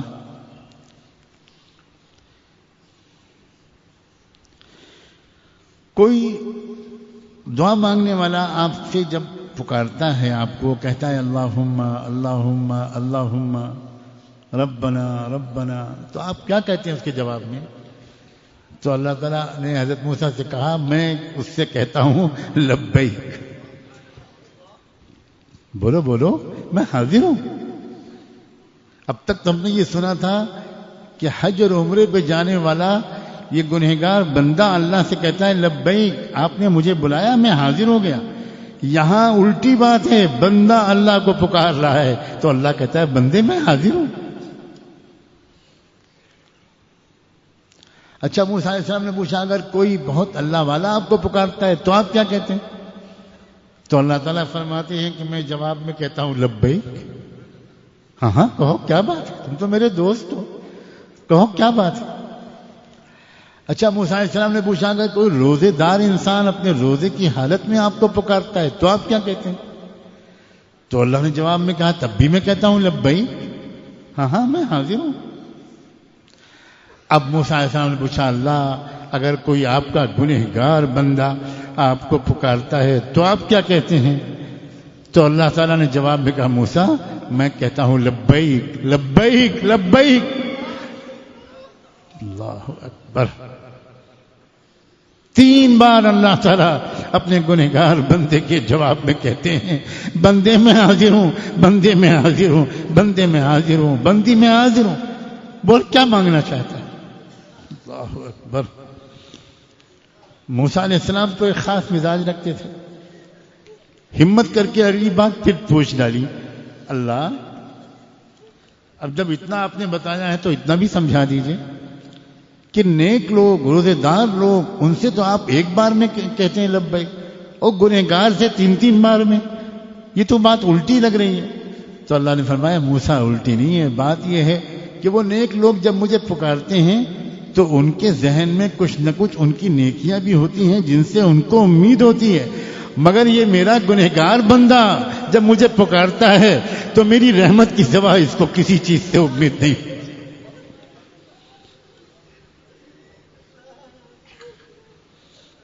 آج اللہ کی قسم ہم یہاں سب گنہگار 100% گنہگار 100% عاصی 100% مجرم 100% سیاہکار جمع ہیں، اور اللہ موسیٰ علیہ السلام کی اس گواہی کے واسطے سے آپ سے اللہ توبہ کرنا چاہتے ہیں، ہمیں سچی توبہ نصیب فرما دیجئے۔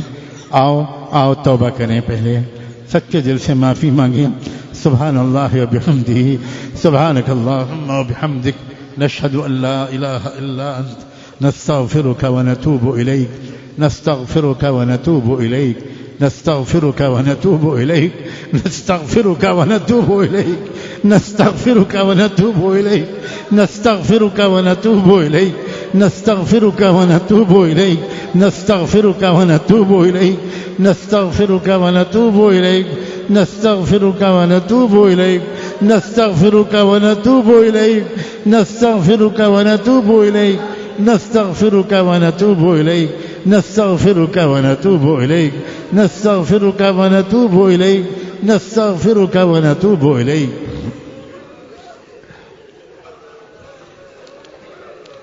اللہ جب ایک گنہگار پکارتا ہے تو آپ 3 بار کہتے ہیں لبیک لبیک۔ جب کئی 100 گنہگار مرد اور عورتیں پکاریں تو آپ کتنی بار فرمائیں گے لبیک لبیک؟ اللہ ہم سب گنہگار، ایک ایک گنہگار، اللہ ہم سب مجرم، ہم سب سیاہکار، خطاکار، شرمندہ شرمندہ شرمندہ، ذلیل و خوار ہیں، سراپا افتقار ہیں، سراپا احتیاج ہیں۔ اللہ اللہ اللہ ہمیں سچی توبہ آج نصیب فرما، ہماری توبہ آج قبول کر لے۔ اللہ ہم آج پچھلے تمام گناہوں سے معافی مانگنا چاہتے ہیں۔ اللہ بالغ ہونے کے بعد سے اب تک کروڑوں گناہ کر ڈالے، اللہ کوئی گنتی نہیں، اللہ کوئی شمار ہی نہیں، اللہ اللہ اللہ اللہ اللہ ہم اس نوجوان کی طرح پکارتے ہوئے آئے ہیں، وا ذنوبا وا ذنوبا وا ذنوبا وا ذنوبا وا ذنوبا وا ذنوبا۔ اللہ ہماری یہ چیخ و پکار، ہماری یہ آہ و کرا اپنے نبی کے دربار تک پہنچا دیجیے، اپنے نبی کے دربار تک پہنچا دیجیے، اپنے نبی کے دربار تک پہنچا دیجیے۔ اور جس طرح انہوں نے اس وقت اس نوجوان سے کہا تھا یہ دعا مانگو، اللہ ہم آپ سے انہی لفظوں میں مانگتے ہیں، اللہم ان مغفرتک اوسع من ذنوبنا، اللہم ان مغفرتک اوسع من ذنوبنا ورحمتک ارجا عندنا من عملنا، ورحمتک ارجا عندنا من عملنا۔ مانا کہ ہمارے گناہ بہت ہیں مگر آپ کی مغفرت تو ان سے زیادہ ہے۔ اللہ آج جس طرح آپ نے اللہ اس وقت آپ نے جس طرح اپنے نبی سے بتایا تھا، حدیث قدسی میں یہ کہا تھا کہ ویح ابن آدم، عجب معاملہ ہے آدم کی اولاد کا، یہ گناہ کرتے ہیں پھر مجھ سے معافی مانگتے ہیں، پھر گناہ کرنے لگتے ہیں پھر معافی مانگتے ہیں، اور یہ نہ تو اتنا خوف ان کے دل میں میرا آتا ہے کہ یہ مستقل گناہ چھوڑ دیں، مگر اس کے باوجود یہ میری رحمت سے مایوس بھی نہیں ہوتے۔ اللہ ایسے بندوں کے بارے میں آپ نے کہا تھا کہ فرشتوں گواہ رہنا میں نے معاف کر دیا۔ اللہ ہم سب ایسے ہی یہاں جمع ہیں، ہم سب ایسے ہی یہاں جمع ہیں۔ آج بھی آپ فرشتوں کو گواہ بنا کر کہہ دیجئے اشہدکم یا ملائکتی انی قد غفرت لہم، اشہدکم یا ملائکتی انی قد غفرت لہم، اشہدکم یا ملائکتی انی قد غفرت لہم۔ آج معاف کر دیجئے اللہ، ایسی توبہ عطا کر دیجئے کہ اب گناہ نہ ہو۔ اللہ کب ملے گا تقوی؟ اللہ بڑھاپا آ گیا، اصلاح نہ ہوئی، ہماری اصلاح کب ہوگی؟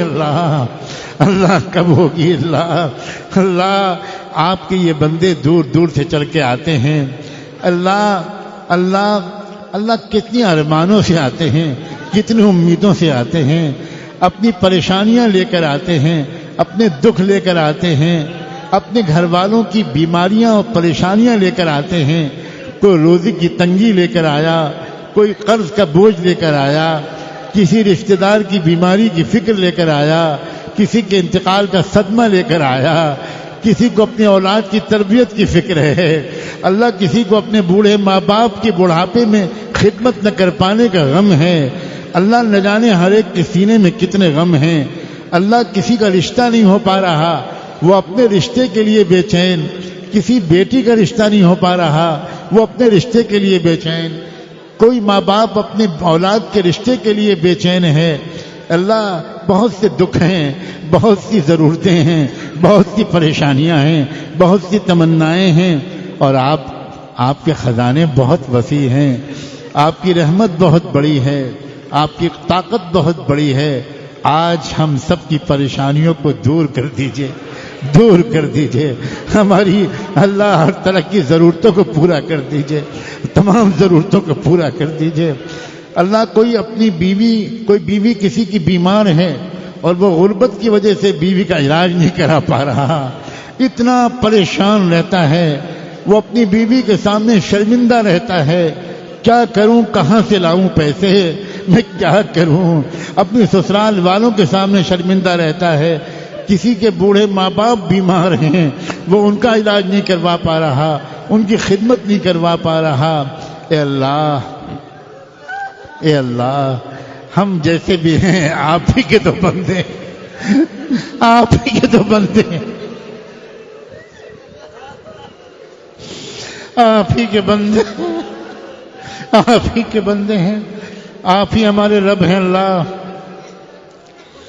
اللہ ہم آپ کے ساتھ کسی کو شریک نہیں کرتے، ہم آپ کے ساتھ کسی کو شریک نہیں کرتے، ہزار ہم پر دباؤ پڑے ہم توحید کا دامن نہیں چھوڑتے، اللہ توحید کا دامن نہیں چھوڑتے، اللہ ہم کسی مورتی کے سامنے سجدہ نہیں کرتے، اللہ ہم سورج چاند کو نہیں پوجتے، اللہ ہم ایسے ملک میں رہتے ہیں جہاں ہم پر ہر طرف سے دباؤ ڈالا جا رہا ہے، مگر اللہ آپ کے محبوب کی محنتوں اور آنسوؤں کا صدقہ ہے کہ ہزار گنہگاری کے باوجود اللہ ہم امت مسلمہ کے کمزور ایمان والے افراد بھی کلمے کا دامن چھوڑنے پر تیار نہیں ہیں۔ اللہ یہ آخری رشتہ بچا ہے، یہ ظالم ہم سے اس رشتے کو بھی چھین لینا چاہتے ہیں۔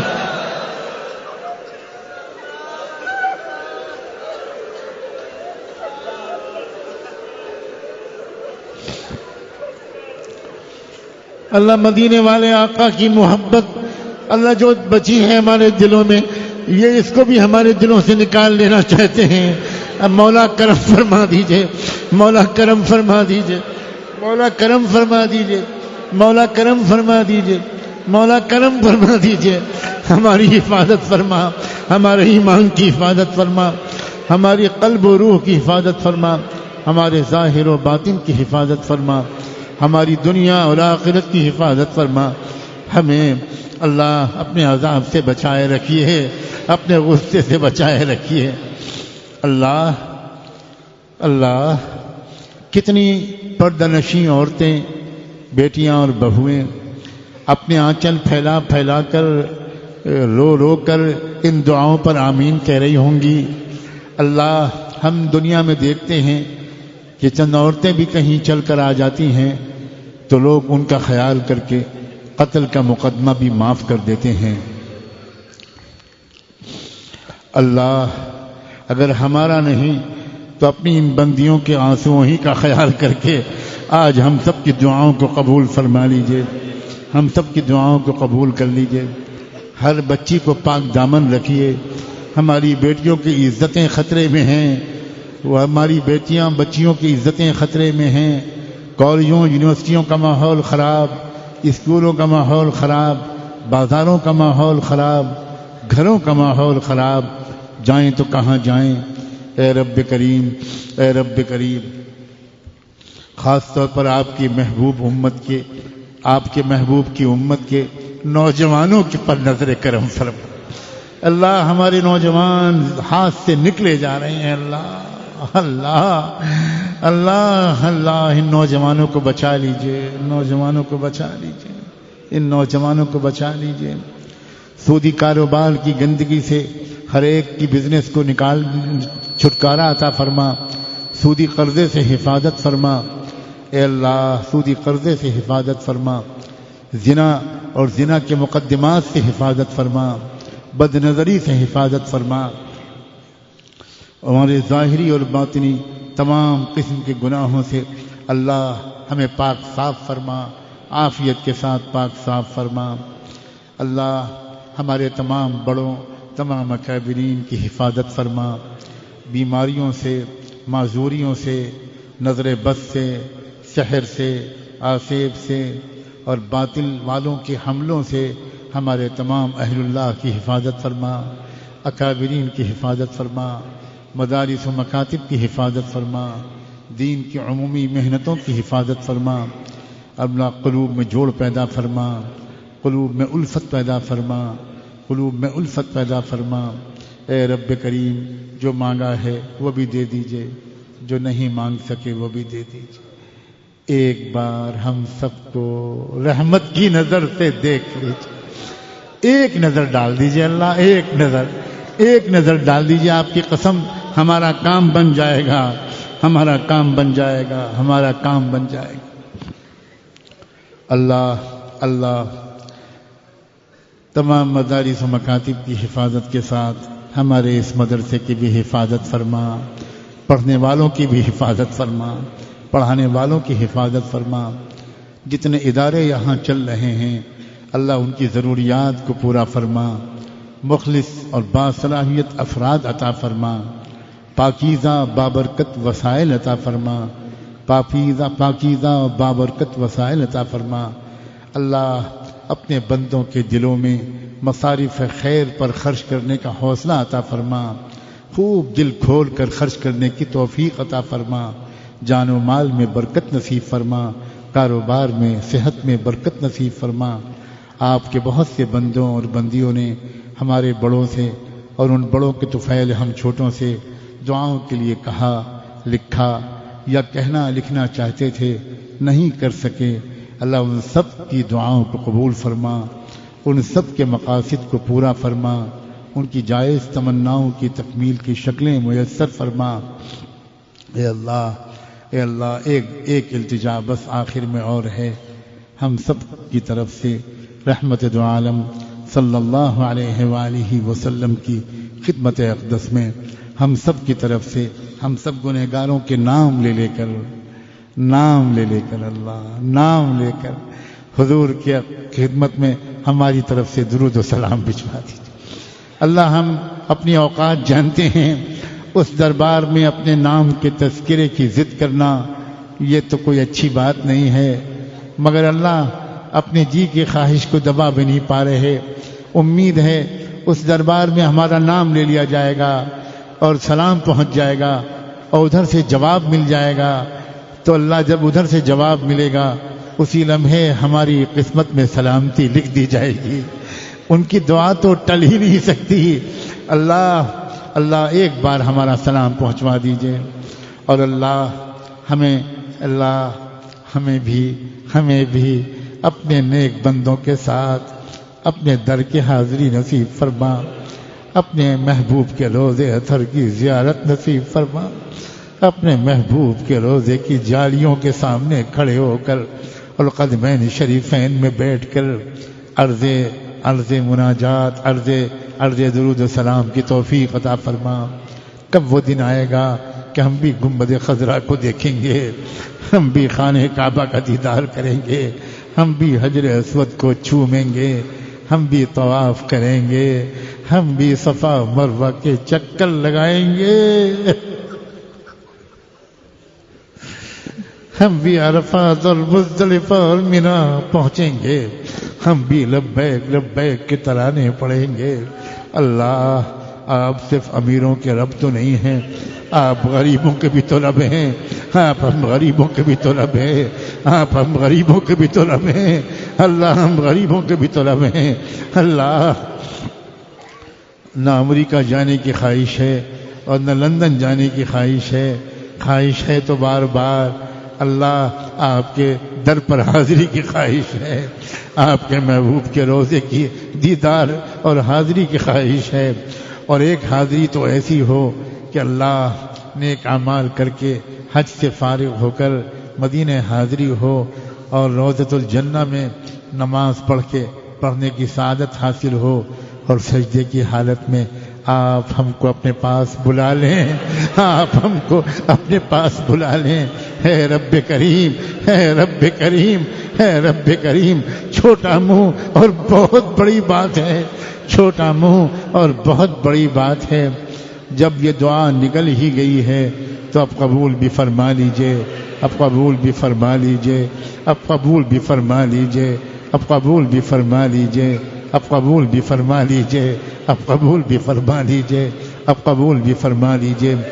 ربنا آتنا فی الدنیا حسنہ وفی الآخرة حسنہ وقنا عذاب النار، وصلی اللہ تعالی علی خیر خلقہ سیدنا محمد وعلى آلہ وصحبہ اجمعین برحمتک یا ارحم الراحمین۔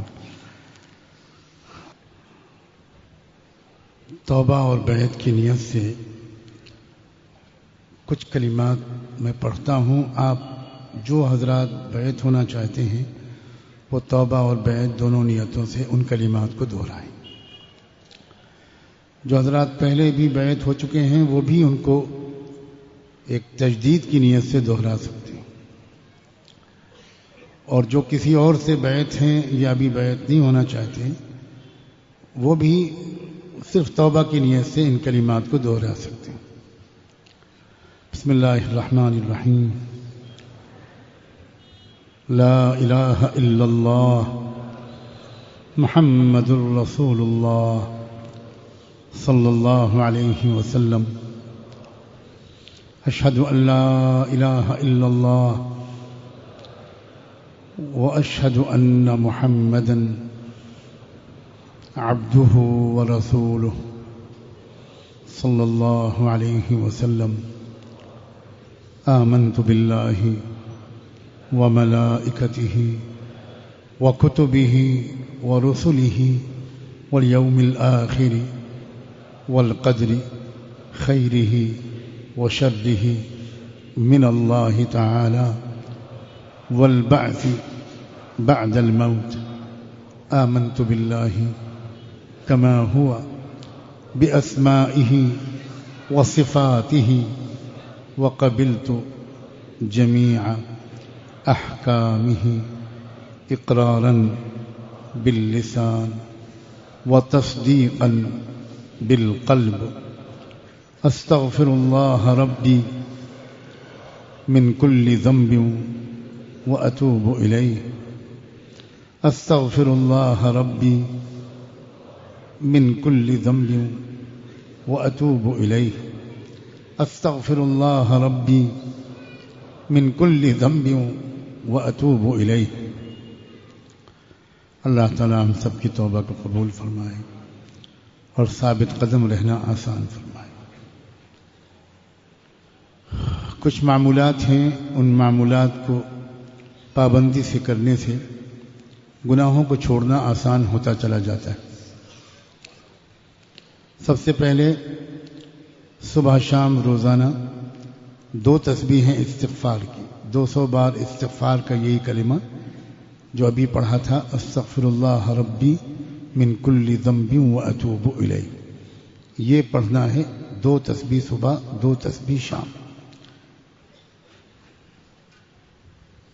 معافی مانگنے کی نیت سے، معافی مانگنے کے جذبے کے ساتھ، جلدی جلدی خالی تعداد پوری نہیں کرنی، بلکہ دل لگا کر شرمندگی کی کیفیت کے ساتھ اللہ تعالیٰ کو منانے راضی کرنے کی نیت سے معانی پر دھیان کرتے ہوئے اس تسبیح کو پڑھنا ہے۔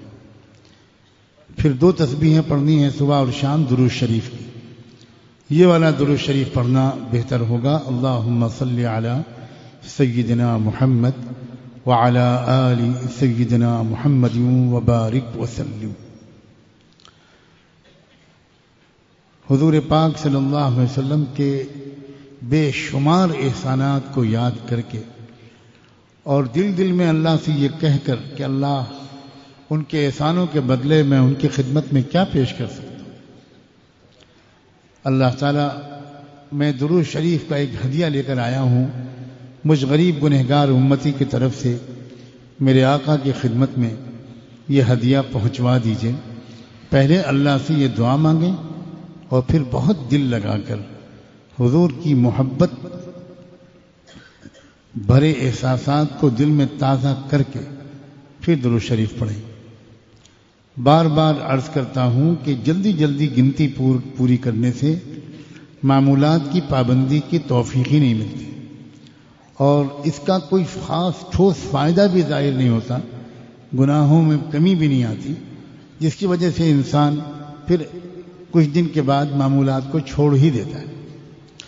اگر آپ ٹھہر ٹھہر کر پڑھیں گے تو 15 منٹ زیادہ تو لگیں گے لیکن اس کا زبردست فائدہ ہوگا. اور پورا بیان تو آج ہم نے گناہوں ہی کے چھوڑنے کے بارے میں کیا ہے، گناہوں کے نقصانات.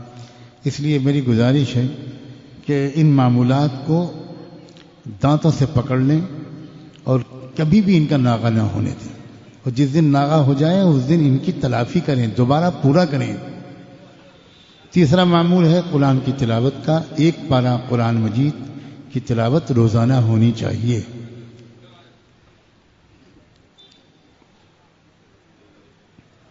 اگر 1 پارہ ایک ہی وقت میں نہیں پڑھ سکتے تو آدھا ہی پارہ پڑھ لیں، پھر دوسرے وقت میں آدھا پارہ پڑھ کر 1 پارہ پورا کر لیں، لیکن دن میں کم سے کم 1 پارہ ہونا چاہیے. اور تلاوت بھی جب کریں تو پہلے ایک نیت کریں، 1-2 منٹ سوچیں اور اللہ سے دعا مانگیں کہ اللہ یہ آپ کے کلام کی تلاوت میں اس لیے کرنے جا رہا ہوں تاکہ اس کی برکت سے میرا دل پاک صاف ہو جائے. انشاءاللہ جب آپ اس طرح کریں گے تو آپ کو تلاوت میں پابندی کی عادت بھی پڑے گی اور اس کا فائدہ بھی محسوس ہوگا. اور چوتھی چیز ہے مراقبہ، یعنی دل سے اللہ کو یاد کرنے کی مشق کرنا. ان تینوں معمولات سے فارغ ہونے کے بعد آپ اللہ تعالیٰ سے کی طرف متوجہ ہو کر اللہ سے یہ دعا مانگیں کہ اللہ میرے دل پر اپنی رحمت کی نظر ڈال دیجیے، میرے دل میں اپنی رحمت اتار دیجیے. 1-2 منٹ 3 منٹ یہ دعا اپنی زبان میں اللہ سے مانگیں اور پھر فوراً یہ محسوس کرنا شروع کریں، چاہے بالکل بتکلف، کہ میرے دل پر اللہ کی رحمت آ رہی ہے، میرے دل میں سما رہی ہے، میرے دل کی تمام گندگیاں دور ہو رہی ہیں اور میرا دل خوشی اور شکر کے جذبے سے کہہ رہا ہے اللہ اللہ اللہ اللہ اللہ اللہ. زبان سے کچھ کہنا بالکل نہیں ہے، صرف سر جھکا لیجئے، آنکھیں بند کر لیجئے، دماغ کی پوری توجہ دل کی طرف لگا کر یہ محسوس کیجئے، تصور کیجئے، امیجن کیجئے کہ دل کے اندر سے آواز آ رہی ہے اللہ اللہ اللہ اللہ. چند دنوں کے بعد، اور ہو سکتا ہے شروع میں، آپ کو اپنے دل کی طرف سے ایک نئی قسم کی حرکت محسوس ہو جو عام دل کی دھڑکن سے بہت زیادہ تیز ہوتی ہے، وہ الگ ہے اور بہت دھیان سے سننے میں صاف نظر آتا ہے کہ دل آپ کا کہنے لگا اللہ اللہ اللہ اللہ اللہ اللہ. اور جب دل سے اللہ اللہ کی آواز آتی ہے تو میں نہیں سمجھتا کہ اس سے زیادہ لذیذ تجربہ دنیا میں اور کوئی ہوتا ہے. اور اصل مسئلہ لذت کا بھی نہیں ہے، اصل مسئلہ یہ ہے کہ اس کے مستقل طور پر کرنے سے یقینی طور پر گناہ چھوٹتے ہیں. یعنی کبھی کبھی تو بعض حضرات کا دل چاہتا ہے کہ وہ قسم کھا لیں کہ یہ ہو ہی نہیں سکتا کہ کوئی شخص پابندی سے اللہ کا ذکر کرے، مراقبہ کرے اور اس کی زندگی میں گناہ کم ہونا شروع نہ ہو جائے. یہ ہو ہی نہیں سکتا. بد نظری کا گناہ بالکل عام ہے، ہر شخص اس میں پھنسا ہوا ہے. آپ یقین مانیں اگر آپ نے لگاتار پابندی کے ساتھ صبح شام مراقبہ کیا اس طریقے پر جو میں نے ابھی بتایا تو آپ چند دنوں کے اندر بد نظری کے گناہ کے اندر کمی محسوس کر لیں اور ایک وقت آئے گا کہ پھر انشاءاللہ بالکل ہی چھٹکارا مل جائے گا. اللہ تعالیٰ پابندی کی توفیق عطا فرمائے.